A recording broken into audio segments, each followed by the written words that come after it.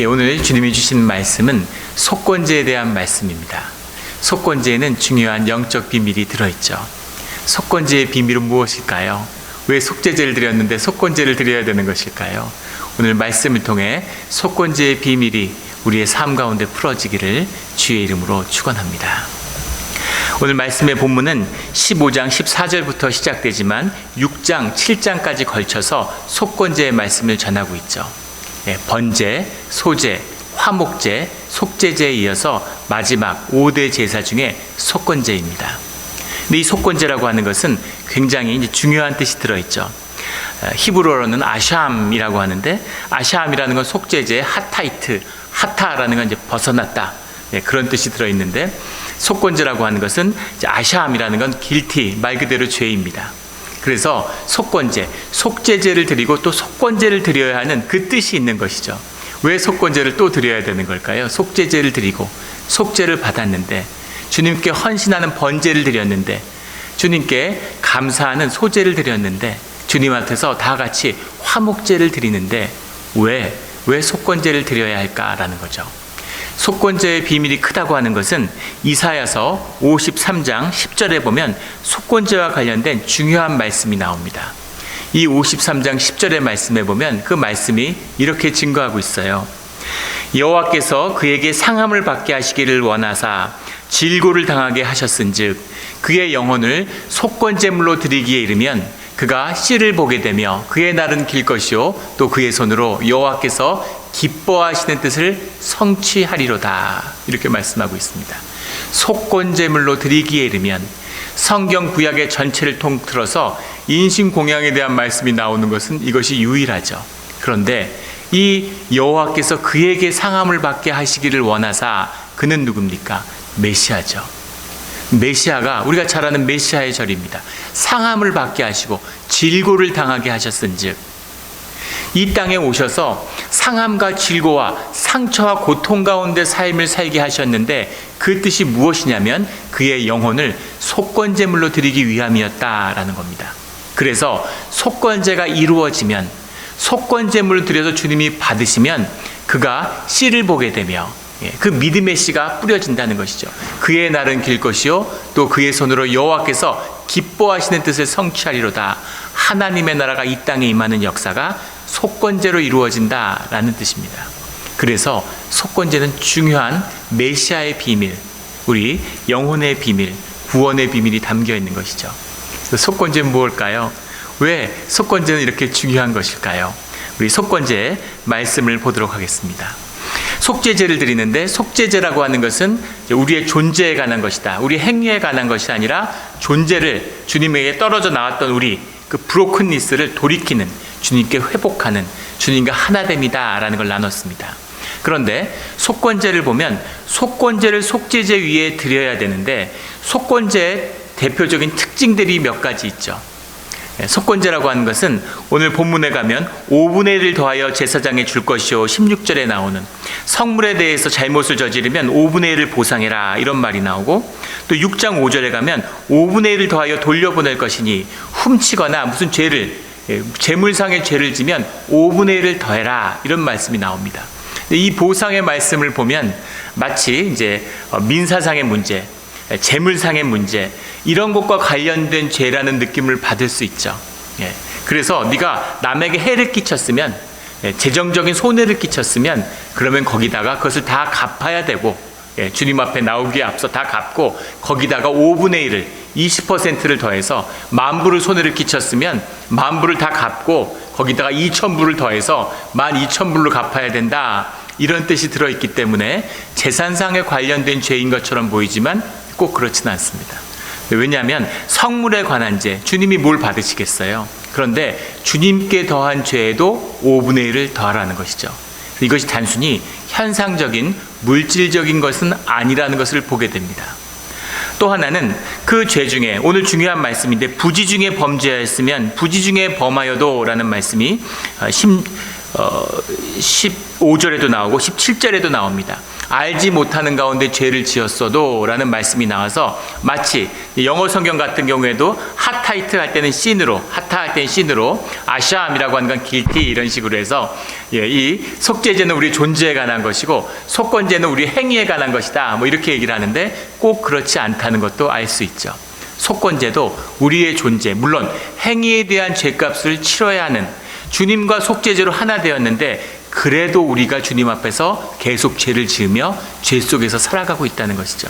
그래서 너희가 주의 자녀이지만 주와 하나 됐지만 그래도 죄를 지을 때 그 죄를 주님 앞에 와서 속건제를 통해서 속죄를 받아야 한다라는 뜻이 들어있다는 걸 볼 수 있습니다. 그래서 속죄제는 속죄제에서 속건제는 한 발 더 나아간 주님과 하나 되는 더 깊은 비밀을 담고 있다는 거죠. 그 속건제가 드려지기만 하면 오늘 6장 7절의 말씀에 가면 그는 무슨 허물이든지 사함을 받으리라 이렇게 주님이 말씀하세요. 무슨 죄를 지든지 너희는 사함을 받게 된다 이렇게 약속하시죠. 근데 이 속죄제의 또 다른 중요한 특징은 굉장히 엄격한 예외 없는 제사가 없는데 유일하게 예외가 없는 제사가 속건제입니다. 오직 숫 양만 드리게 하는 거죠. 숫 양만 주님이 받으시고 다른 건 받지 않으세요. 속죄제도 곡식도 받고 비둘기도 받고 예외적인 가난한 자, 약한 자들을 위한 예외를 두고 계시는데 속건제에는 예외가 없다는 겁니다. 오직 순양만을 받으신다라는 거죠. 그리고 오늘 7장 말씀에 가면 그러면 속건제의 또 다른 특성이 나옵니다. 6절에 가면 그것을 먹되 거룩한 곳에서 먹을지니라 이런 말씀이 나와요. 또 2절에 가면 그 피를 제단 사방에 뿌릴 것이며 피를 뿌리는 건 모든 제사의 기본이죠. 그 생명을 주님 앞에 바친다는 겁니다. 그 생명, 죽음으로써 나오는 것이 제사의 비밀이죠. 죽음으로써 속죄를 치렀는데 주님 앞에 왜 또 속건제를 드려야 하지? 이런 도전이 있는 거죠.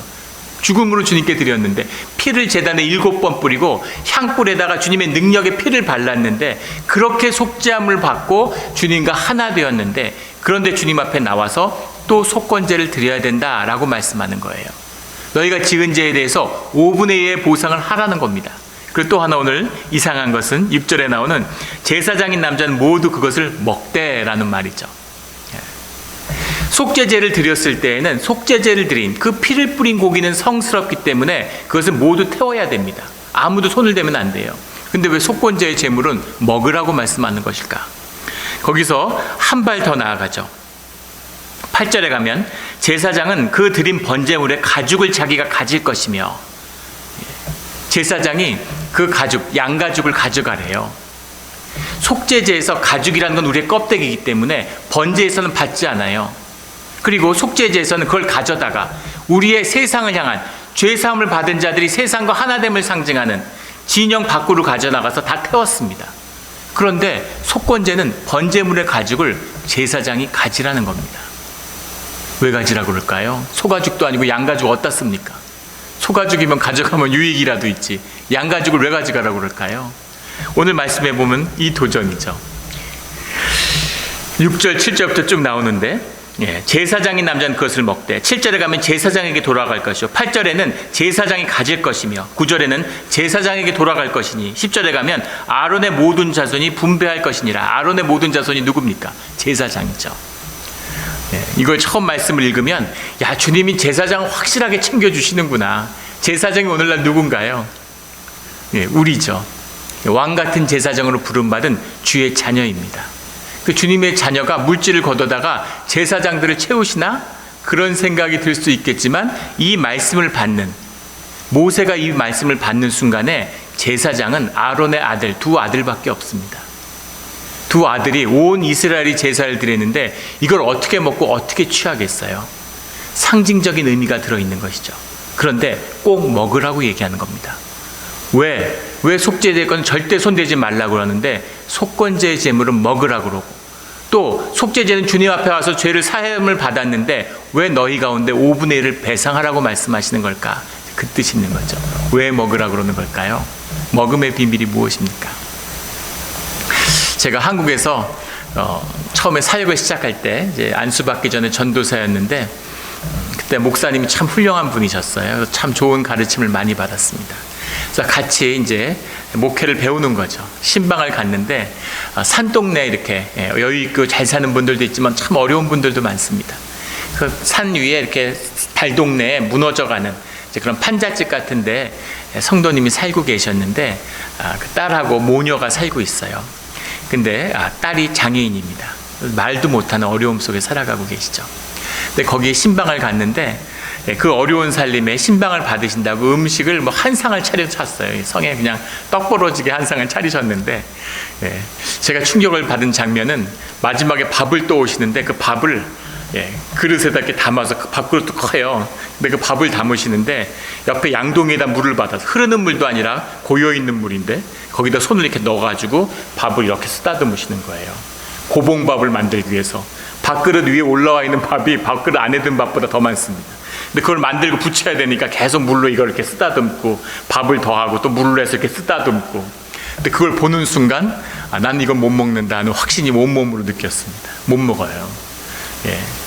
제가 오해를 많이 받는데 보기보다 굉장히 깔끔합니다. 그래서 이거 아닌 거 그런 거 먹으면 배탈 납니다. 그래서 이건 도저히 못 먹겠구나, 이렇게 못 먹는다 결심을 했는데 목사님이 저의 마음을 읽으셨는지 전도사님 그러더니 이거는 꼭 먹어야 됩니다, 이렇게 말씀하시는 겁니다. 이거 먹고 응급실 가도 이거는 오늘 꼭 먹어야 되는 거라고, 같이 한번 용기를 내서 먹어보자고 이렇게 얘기하시는 거죠. 그걸 왜 그렇게 먹어야 되나요? 먹고 응급실 갈 수도 있는데 왜 먹어야 되나요? 그 먹는다는 게 무슨 의미가 있을까요? 삶의 아픔과 고통을 나눈다는 겁니다. 같은 삶 속에, 같은 삶의 그릇에 우리의 인생을 같이 담궜다. 우리가 같은 하늘 가족이다. 이게 담겨 있는 거죠. 주님이 왜 5분의 1의 보상을 가져오라고 그럽니까? 물질을 취하시겠어요, 주님이? 그게 필요하십니까, 영이신 주님이? 그 아픔을 주님의 뜻, 중보자로 세움을 받은, 예배자로 세움을 받은 그 제사장들이 주님의 아픔을, 사람들의 아픔을 주님 앞에서 함께 하나로 나눠야 된다. 너희의 아픔으로 삼아야 된다. 라는 말씀이신 거죠. 그 아픔과 상처를 왜 하나로 걸머져야 됩니까? 우리가 주님께 부름받은 제사장들인데, 왕과 같은 제사장으로 부름받았는데 세상의 아픔을, 세상의 수치와 죄악을 너희가 같이 걸머져야 돼. 이런 말씀이신 거죠. 그걸 왜 걸머져야 됩니까, 주님? 나는 죄를 안 졌는데 다른 사람의 죄의 아픔을 우리가 왜 걸머집니까? 하는 것이 속건제의 비밀입니다. 우리가 기독교도 마찬가지, 교회도 마찬가지죠. 신앙생활이 어렵고 교회로 나오는 길이 멀고 힘들게 느껴지는 것은 교회에 나오면 죄의 문제를 마주해야 되기 때문이에요.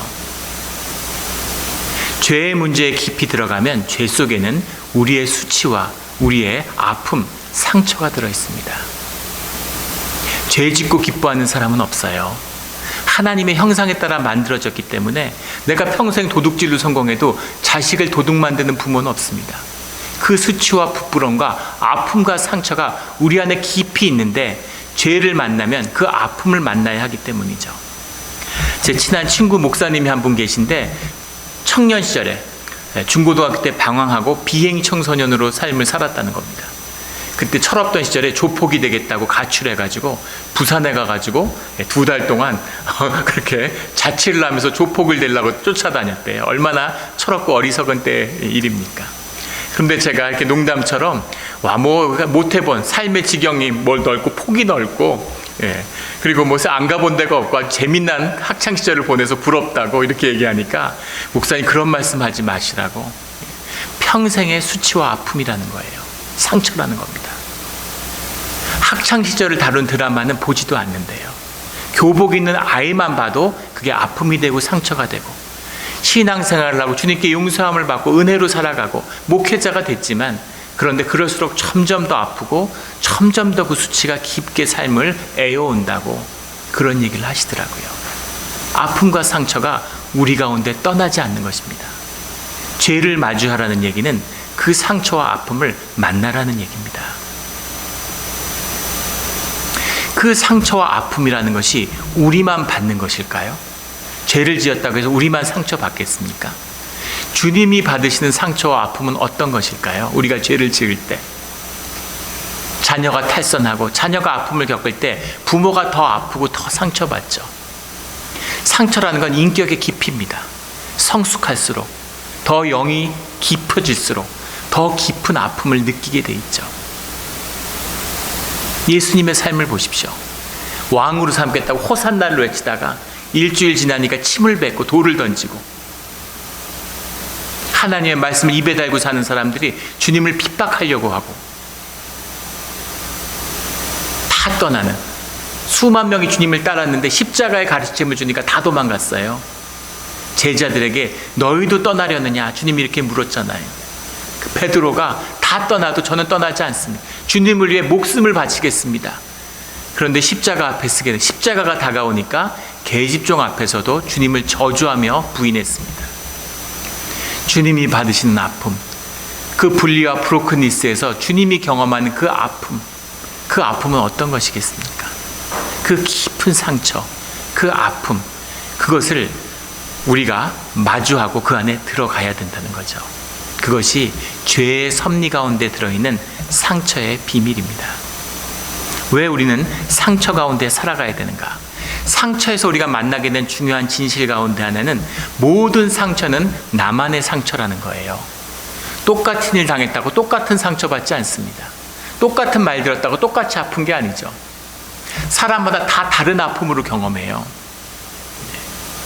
어렸을 때 제가 초등학교 야구부였는데, 야구부 하면 그 시절에는 매일 맞았습니다. 그게 문화예요. 뭐 특별한 이유도 없고 새해가 밝았는데 막 분위기 좋아요. 코치 선생님이 들어와가지고 야 올해 하루는 잘해보자 이러면서 다 박수치고 다 엎드려 뻗쳐 이러고 한 대씩 맞는 겁니다. 그런 폭력이 있었는데 아무도 상처받지 않았던 것 같아요. 그게 상처라고 느낀 적이 없습니다. 그냥 문화고 축제지. 근데 지금 그런 거 한번 마저 보십시오. 평생 잊을 수 있겠습니까? 사람마다 다 달라요. 그 상처 속에, 나만의 상처 속에는 나의 나됨, I am who I am, 나의 나됨의 비밀이 들어있다는 겁니다. 나는 어디에 상처받는지, 그 상처가 나에게 무엇을 의미하는 것 속에 나의 비밀이 들어있다는 거죠. 그것이 우리가 상처를 통해서 들어가야 할 문제라는 겁니다. 상처는 누구나 피하고 싶지만 아무도 피할 수 없는, 없앨 수 없는 것이죠. 죄와 똑같은 것입니다. 죄와 동전의 양면이에요. 죄를 없애라고 하지 않으셨습니다. 너희가 죄를 짓지 않을 수 있다고 말씀하시지 않고 우리에게 죄를 회개하라고 말씀하시죠. 다 죄인이에요. 그러나 죄인과 악인을 헷갈리시면 안 됩니다. 오늘 우리가 고백했던 시편 1편의 고백과 같은 것이죠. 죄인은 악인이 될 수도 있고 의인이 될 수도 있습니다. 주님을 만나면 의인이 되는 것이고, 자기 삶을 사로잡으면 악인이 되는 것이죠. 악인은 의인의 자리에, 주님의 품에 들 수 없어요. 근데 우리는 죄인으로 살아가게 된다는 거죠. 그 안에 죄의 섭리, 상처의 비밀이 들어있다는 겁니다. 상처받은 사람들의 중요한 비밀, 상처는 누구나 받지만 상처의 문제는 상처에 있는 것이 아니라 상처로 인해서 우리의 삶이 무기력해지고, 상처의 그 수치감으로 해서 우리의 삶을 만나지 못하는 무가치한 삶의 문제에 있는 것이지, 상처 자체를 들어가면 나를 만나게 되는 거죠. 상처 자체에 들어가면 상처로 인해서 우리가 서로에 공감할 수 있고 서로의 삶을 터치할 수 있다는 겁니다. 남자들끼리 만나면 군대 얘기하면 금방 친해지잖아요. 이번에 네바다주에 노회를 하러 갔는데 거기 장로님을 만났는데 어색하지 않습니까? 아침에 가서 앉았는데 어색해요. 무슨 말을 합니까? 남자들이 모이면 하는 얘기가 있죠. 미국에 언제 오셨느냐? 군대 갔다 오셨느냐? 그러니까 장로님이 먼저 포문을 여셨어요. 미류나무 사건 때, 그때 JSA로 미류나무를 자르는, 물론 그걸 자른 건 공수부대원들이 잘랐지만 그때 카츄샤로 그 현장에 계셨다는 거예요. 진짜 전쟁 나는 줄 알고 몇 달 동안 잠도 못 잤다고 그 생생한 그 현장을 얘기하시는데 모두 빠져들었죠. 그 다음부터 군대 다 어디 갔다 오셨는지 돌아가면서 한마디씩 하는데 2시간이 짧아요. 다들 안타까워서 이 이야기를 마무리를 지어야 되는데, 이 이야기를 다 들어야 되는데, 근데 시간이 부족한 거예요. 그래서 마치 군대 생활 같이 한 사람들처럼 엄청 친해지는 거죠. 왜 그럴 수 있을까요? 다 군대의 아픔과 상처를 공유하고 있기 때문입니다. 아픔을 나눌, 서로 공감할 수 있는 그것이 상처와 아픔으로부터 비롯되기 때문이죠. 아픔을 가진 자들, 상처를 가진 자들은 삶의 연대를 이룰 수 있어요. 자식이 아파 보십시오. 세상에서 제일 비참한 게 소아암을 앓는 부모의 입장인 것 같습니다. 병원에서 보면 그게 제일 가슴 아프죠. 아이들이 소아암을 앓는 엄마끼리 만나면 그날 만났는데 평생의 동지가 됩니다. 자녀를 지키고 함께 도움을 주고 살아가기 위해서 둘도 없는 그냥 그대로 가족이 돼버리는 거예요. 삶의 연대를 이룰 수 있는 게 그 상처의 비밀이죠. 상처를 통해서 삶의 연대, 하나가 된다는 거죠. 그리고 더 중요한 것은 그 삶의 아픔을 통해서 다른 삶의 아픔을 바라볼 수 있는 눈이 열린다는 겁니다. 그 아픔을 바라볼 수 있는, 삶이 통할 수 있는 그 영의 깊은 아픔을 바라보는 눈이 열려요. 주중에 뉴스 중에서 흥미있게 봤던 뉴스가 하나 있는데, 소방관이 퇴근을 하고 비번이라서 쉬는 날인데 가족들하고 식사를 하기 위해서 외출을 하다가 집이 불난 집을 봤어요. 그 집에 뛰어들어가서 아이 둘을 구했습니다. 초등학교 다니는 학생 둘을 구했어요. 그 과정에서 화상을 입고 부상을 입었지만 두 생명, 죽기 직전의 아이를 구해냈습니다. 이상하지 않습니까? 왜 거기 뛰어들어갔을까요? 왜 뛰어들어갔습니까? 생각이 없는 사람 아닙니까? 비번이고 쉬는 날 뛰어들어가면 산재로 취급도 못 받아요. 방호복을 입지 않았기 때문에 잘못하면 자기도 죽을 수 있었습니다. 남의 아이 구하겠다고 뛰어들어갔다가 자기가 죽으면 자기 애들은 어떻게 돼요? 그 애들 구하는 것 때문에 자기의 쉬는 날, 그날을 기다려온 가족의 시간, 패밀리 타임을 다 망쳤어요. 얻은 게 뭡니까? 무엇을 위해서 그런 일을 해요? 왜 그런 일을 했을까요? 생각이 짧아서? 상황 판단을 못해서? 경험이 없어서? 그 순간에 생명의 아픔을 보았기 때문입니다. 그 불길 속에 있는 아이들의 아픔을 바라봤기 때문에 그 아픔을 바라볼 수 있는 눈, 그 고통을 바라볼 수 있는 눈이 열려 있기 때문에 그걸 보는 사람은 그 아픔 속에 뛰어드는 것이죠. 생각하고 판단하지 않고 그 아픔을 따라가는 것입니다. 그것이 생명의 역사죠. 이것이 우리가 아픔을 통해서 배울 수 있는, 아픔을 통해서 통할 수 있는 삶의 비밀이죠. 그래서 아픔과 상처를 마주하라고 주님이 말씀하시는 겁니다. 수치스럽지만, 부끄럽지만, 아프지만 그 상처를 마주하는 그들은 우리의 삶을 만나게 되는 거죠. 이것이 죄 속에 숨겨있는 상처와 아픔의 비밀입니다. 피할 수 없지만 피해서는 안 되는, 창세기 4장 14절에 보면 피하고 유리하는 자가 되었다. 가인이 죄를 짓고 피하고 유리하는 자, 자신의 수치와 아픔과 상처를 피하고 유리하며 살아가는 거죠. 이게 우리의 삶입니다. 수치를 덮기 위해서, 상처를 덮기 위해서 다른 짓을 하고 뭘 갖다가 꾸미고 자꾸 덮고 죽음이 없는 것처럼, 세상은 자꾸 죽음이 없는 것처럼 그걸 너물 만들려고 그러죠. 소비사회니까 세상이 화려하고 멋진 삶인 것처럼, 돈만 벌고 소비하면 멋진 삶을 살아가는 것처럼 속여야 되니까 죽음의 문제를 자꾸 희석시킵니다. 영원히 살 것처럼, 삶이 고통이 아니라 아름다움인 것처럼 속이는 것이죠. 삶은 고통이고 아픔이고 상처예요. 산다는 것 자체가 상처입니다. 그런데 성경은 그 상처를 마주하고 죽음의 제사를, 구약에서는 제사를, 신약에서는 십자가를 가지고 살아가라는 거죠. 죽음 속에 살아가라는 겁니다. 아픔 속에 살아가라는 거죠. 그 삶을 통해서 너희가 생명을 만나게 된다라는 거죠. 그 생명을 만나게 되면, 그 고통 속으로 들어가게 되면 그 고통 가운데 십자가를 보게 된다는 거죠. 나를 향한, 내 아픔인 줄 알았는데, 나만 상처받았는 줄 알았는데, 나만 아픈 줄 알았는데 내 아픔 때문에 아파하는, 내 상처 때문에 더 아파하는 십자가의 주님을 만나게 된다는 겁니다. 그 주님을 만날 때만이 내가 내 아픔 속에서 풀려나는 거죠. 내 상처와 내 수치 가운데 풀려나는 것입니다. 그 아픔과 상처가 풀려나는 자리, 그 자리가 하나님의 나라를 이루는 비밀이다. 너희의 생명이 기쁨으로, 환희로, 감사로, 은혜로 채우는 그 비밀이 거기에 있다는 겁니다. 그 비밀을 만난 자들은 속건제 5분의 1이 아깝지 않겠죠. 그 비밀을 만난 자들은 세상의 아픔을 거머쥐는 것에 대한 그런 불평이 없을 것입니다.